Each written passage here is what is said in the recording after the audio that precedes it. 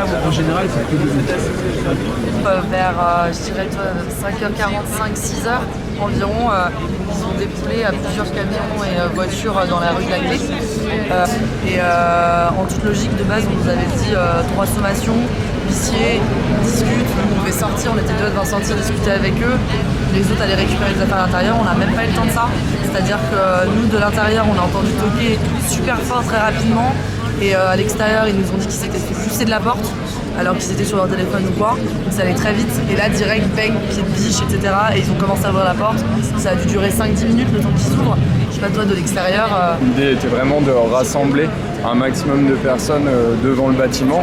Très rapidement, les CRS nous ont poussés assez violemment jusqu'au carrefour.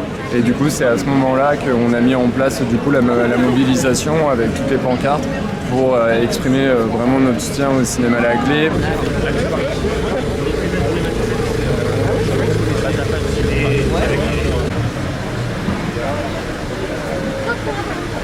CSE des caisses d'épargne Île-de-France, ce dernier a souhaité en avril 2018 vendre La Clé. Le collectif Home Cinéma a pris possession des lieux de façon illégale en septembre 2019. Certains de ses membres ont sollicité le groupe SOS, groupe associatif, acteur majeur de l'économie sociale et solidaire, en août 2020, pour l'aider à trouver une solution. À ce moment-là, des procédures judiciaires étaient déjà en cours à l'initiative du propriétaire, donc le CSE, pour faire cesser cette occupation illégale. Dès ses premiers échanges avec le collectif Home Cinéma, le groupe SOS leur a proposé de bâtir à leur côté un projet qui leur permettrait de conserver la programmation de La Clé en toute indépendance. Le collectif l'a refusé. Par la suite, compte tenu de la décision de la ville de Paris de ne pas préempter, le groupe SOS a poursuivi ses travaux sur la reprise du cinéma en rappelant au collectif notre proposition de lui confier la programmation. Le groupe SOS a alors proposé au CSE des caisses d'épargne IDF un projet, le seul permettant d'inscrire le cinéma dans une dimension associative, non lucrative, indépendante, sans actionnaire.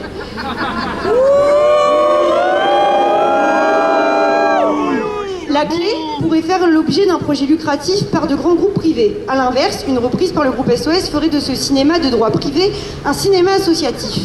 C'est pourtant de manière surprenante et difficilement compréhensible l'inverse qui est reproché au groupe SOS en ce moment. Malgré un grand nombre d'explications de notre part, il nous faut de nouveau rappeler les faits avec précision et fermeté. Le groupe SOS n'est pas propriétaire de ce lieu, le groupe SOS n'est pas l'autorité chargée de l'expulsion, le groupe SOS a été sollicité par le collectif lui-même.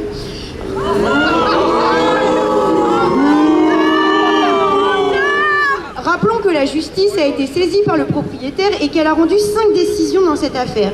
Elles vont toutes dans le même sens, confirmant les risques importants de sécurité consécutifs à l'occupation illégale des lieux, relevant 25 non-conformités électriques et concluent au risque d'incendie et d'explosion, des dangers auxquels sont exposés les spectateurs de manifestations organisées par le collectif. Et du coup, là, le paragraphe le plus important. Force est de constater que nos multiples tentatives de construction d'un projet commun aux côtés du collectif n'ont pas abouti.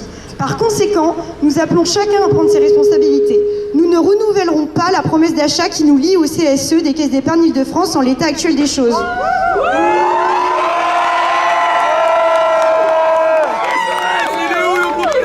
Nous pourrons participer à la construction du projet à condition qu'il soit un modèle de construction collective avec les acteurs publics, Ville de Paris, région, État et ceux du monde du cinéma qui souhaitent inventer l'avenir de ce lieu. Cette condition n'est pas aujourd'hui remplie.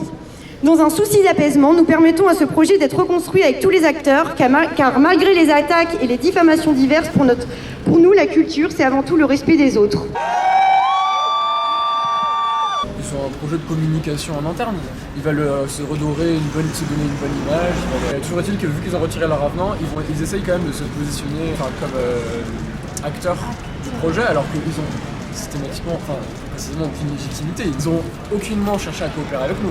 Ils font une communication autour de ça, mais ils n'ont jamais cherché à coopérer avec nous.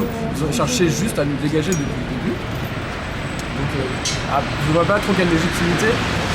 Ils ont essayé de faire partie du projet.